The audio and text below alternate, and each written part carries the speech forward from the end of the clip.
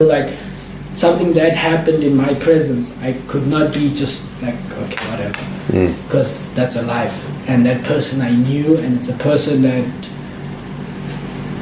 somehow I liked. Somehow she told me her dreams. We got very close. You can imagine if you're taking a 26-hour bus and you 4 days together, and you're going to know a lot about each other.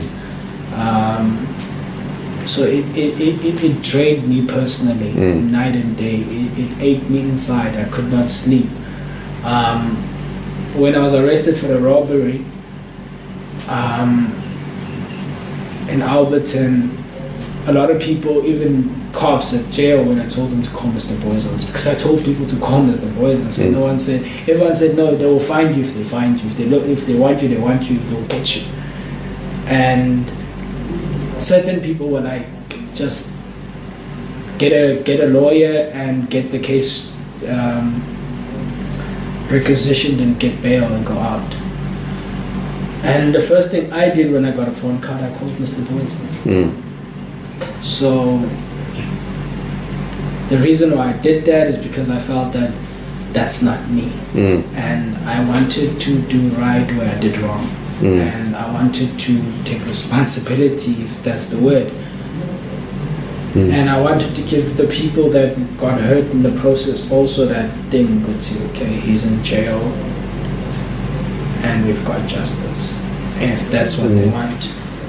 Were you did it cross your mind, or were you worried that, if you didn't hand yourself or didn't bring yourself to Boyson's attention, because you were in custody, as you said, were you fearful that something like this might happen again? Not really. I think all these incidents happened. Yes, they happened 3 times differently. But I feel also that I'm not somebody that you should worry about leaving a woman in one room with me that I would rape her. And I feel that my rapes, especially the rape, because the murder, I feel that it was just a pure, we fight over a knife, somebody gets stabbed in the process, and it was not, if I wanted to stab her, I could have killed her in Durban, I could have killed her the first night we got to Cape Town. So that was not my intentions at all. If I wanted to kill her, I could have got her into Mthatha, where there's much less people, and got her into a bush B&B there, killed her there. So my intentions was never to kill anyone. My intentions were, with her, was straightforward. I liked her, and things got twisted whenever they got twisted, and we had a fight. The knife got out of hand. She got stabbed. I got stabbed in the process. I tried to stop it, and there's no one in this world with 2 rape cases, and there's a knife involved, and I'm wanted by cops. If I went to the cops and said we had a fight, she got stabbed in the process, no one was gonna believe me. So that's the first thing, because I thought of that. That was the first thing to do, obviously, wake up the owners of the B&B and let them come, and then call the cops and get an ambulance there. But I thought if I do that, it's like me saying, okay, I did the murder. You understand? That is my reason of running from that point. But not taking this away, I also feel that I am responsible for her death. Because if I did not bring the knife, she would not be dead. If I did not ask her to come, she would not be dead. So, because for me, what's kind of striking is that, you have the 2 rapes that occur, a week or 2 apart, and the murder was how long after that? Also about what? A week apart. It's as if all of a sudden something snapped, and the whole ball game has changed, where it was purely in the past, financial conning, getting money, fraud, etc. It's as if it had gone on to the next level. And one thing I also feel like, I read the papers and I feel like they're talking about somebody else, not me. I look at these charges and I don't think it's me. I really don't think it's me. That's why I pleaded guilty. And to the murder case, I can't plead guilty to murdering her because I did not intentionally want to kill her. But I can plead guilty on the fact of bringing a knife into her presence. That I can plead guilty. And how she got stabbed, I don't know. But I do. If I have to plead guilty in any regard, there I'll plead guilty that I did bring the knife into the room and we had a fight and she got stabbed. To show that, how can I say it? To show that I don't feel that I was right. That you're responsible for a death, but it not as a result of an intentional thing that you started out to. I'm responsible for her death, yes, that's 100% correct. I'm not responsible for killing her. I did not kill her. If I'm sure if I wanted to kill her, I could have. I'm not a stupid person. I could have done it in a way that the cops wouldn't even know it was me. The rapes happened in a way that I did not know I was doing rape until I left the premises. Because if I knew I was doing rape, I could have covered myself up by using certain methods so that my fingerprints were not there and etc. So it only became known to me that I did rape when I left. So that's the way I feel about the 3 incidents. Okay. I don't know, as I said, it's a short time. Is there anything else that you want to convey to me would help me get a better picture of who you are and how things developed into these crimes that you were now charged with, etc.?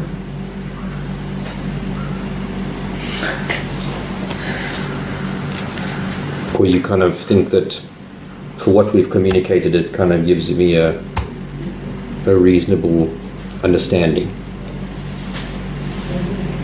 I think that will depend on the fact that if I had to ask you that question and you had to tell me what you think of me, if you told me that this is what you think of me, then I would be able to tell you, this is who I am, and you're wrong on that, you're right on that, you understand? But I can't just say that. I can't just assume something like that. Yeah. Well, I think in a nutshell, I see you, a guy who obviously had lots of knocks in life from an early age, and had to sort of come up with ways to survive with what skills you had. And as a result of what you saw and the people you came into contact with, you realized that there are certain ways that you can get people to, as you said, give you money. And it started small, and then as you grow older and came into contact with various people, you realize, but hang on, there's more sophisticated ways or better ways to do these more effectively. And you escalated into this one kind of modus operandi, which was the luring of ladies and then taking their laptops in various forms or their valuables. And it kind of just escalated to even more complex and complicated ways. Whether you knew it was going to end up as it did with the 2 rapes, etc. I mean, nobody can know that for sure except yourself. And things just kind of got escalated to the point where they did. I mean, whether the death of that lady was an intentional, non-intentional, I'm not a mind reader. I can't, I can't go beyond what you've said. It does look like things hit a turning point, and then all of a sudden you had all of these new element to what you were doing, or the envelope went further, whether you intentionally pushed the envelope further, or whether that's just how things developed in the process of these crimes. I don't know. Again, I'm not a mind reader, but it looks like there was some turning point. Whether you wanted it to go there or not, I don't know. But like there was a turning point, and either consciously or unconsciously, things escalated to a totally different level, which you perhaps weren't happy with, which is why, as you say, you basically did want to turn yourself in, and ultimately after you picked up for the other case, called Boyson and said, please, here I am, come get me. Which we obviously appreciate. Thank you for doing that, And thank you, obviously, as I said in the beginning, thank you for pleading guilty. It saves a lot of pain and suffering for these ladies to come and have to obviously go through a court case. So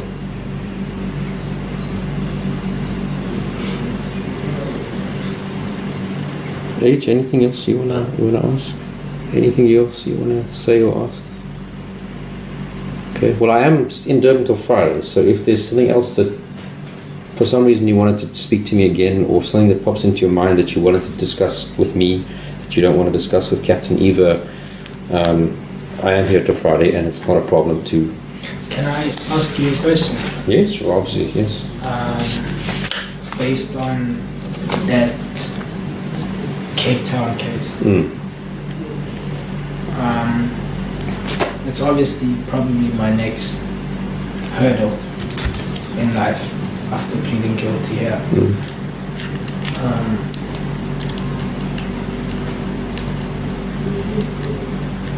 How can one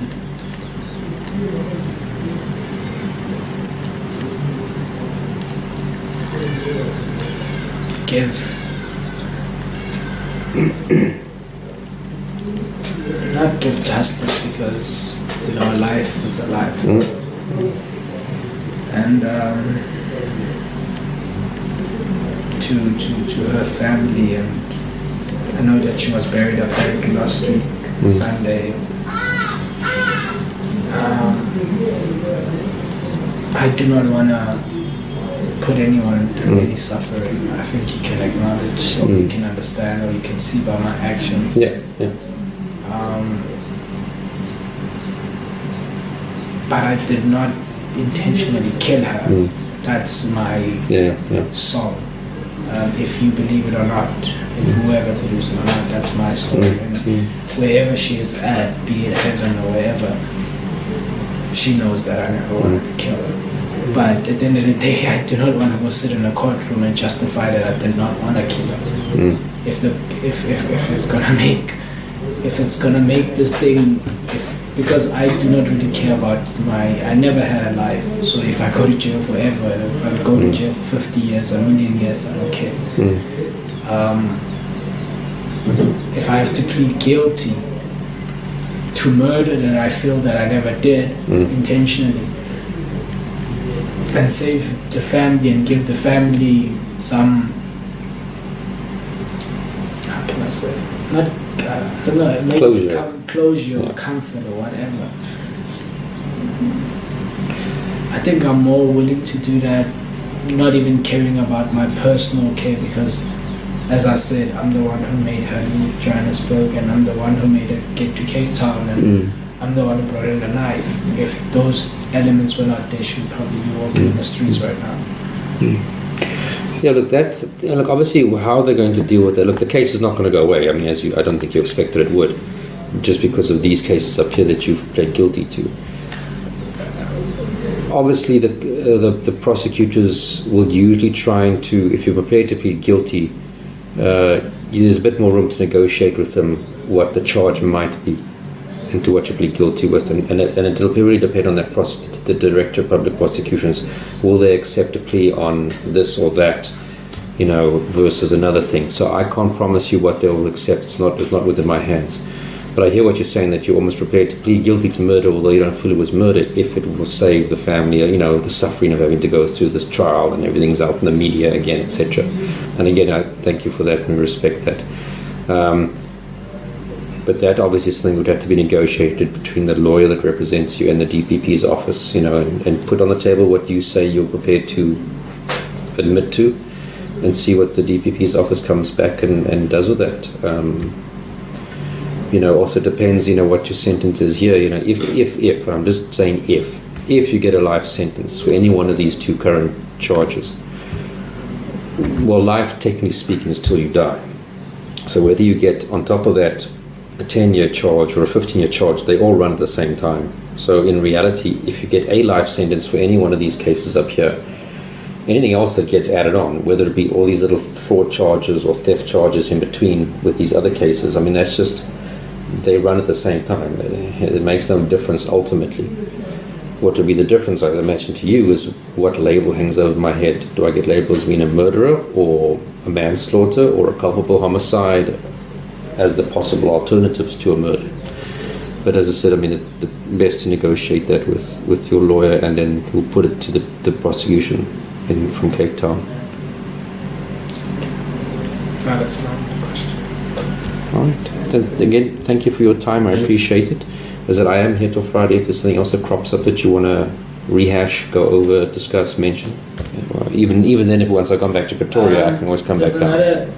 There's one more question. Yeah, I'd like sure. to ask. Far away. My state attorney Yes. told the court today, after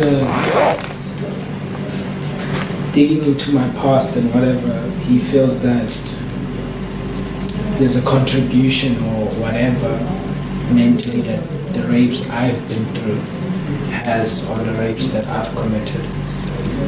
And I'm sitting in a position where I feel I want this thing to pass as soon as possible. But I also, as a human being, want to be one day free. I think that's, despite the fact that I feel guilty and I feel that I'm wrong. Sure. You know? Do you feel, as a psychologist or whatever your profession is, do you feel that, maybe more as an advice or more as just a tip, like, could you tell me, do you think that that is a route that we should get a report from one, or do you think that's just a waste of time and I deservedly should just take my sentence and do my time? Usually what the courts, and I've testified in quite a lot of sentencing cases of a rape nature,